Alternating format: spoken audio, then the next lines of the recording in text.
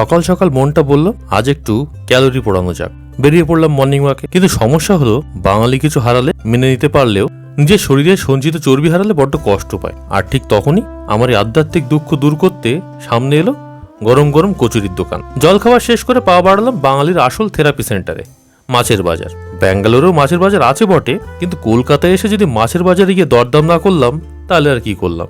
এটা শুধু বাজার নয়, আমাদের ইমোশন।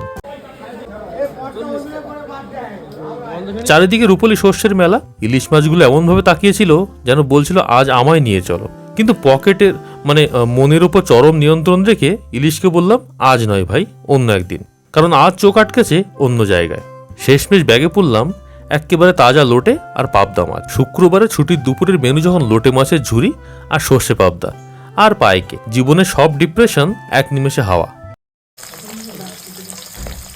রান্নাঘরে তখন মাছ ভাজা সেই চেনা সুগন্ধটা ছড়াচ্ছে। মনে হলো সুখ আসলে খুব ছোট জিনিসেই লুকিয়ে থাকে। গরম ভাতে একটু লোটে মাছের কষা আর সর্ষের ঝাঁঝালো পাবদা, উফ!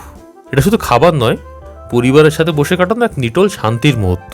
দুপুরের ভুরিভোজের পর অবশেষে আমার জীবনে এলো সেই ঐতিহাসিক মুহূর্ত। গত 4 দিন ধরে আমার ফোনটা মৃত অবস্থায় পড়ে। এই ডিজিটাল যুগে 4 দিন ফোন ছাড়া থাকা মানে বুঝতেই পারছেন, মনে মনে ভয় হচ্ছিল এই যে এতদিন ফোন ছাড়া আছি, সমাজ আমায় মেনে নেবে তো। অবশেষে অর্ডার করা ফোন চলে এলো।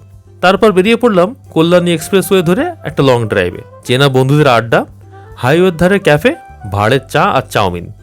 সত্যি বলতে জীবনটা এইটুকুই। দিনভর যতই ব্যস্ততা থাক, দিনের শেষে পরিবার আর বন্ধুদের এই হাসি মুখটুকুর জন্যই তো খেটে মরি।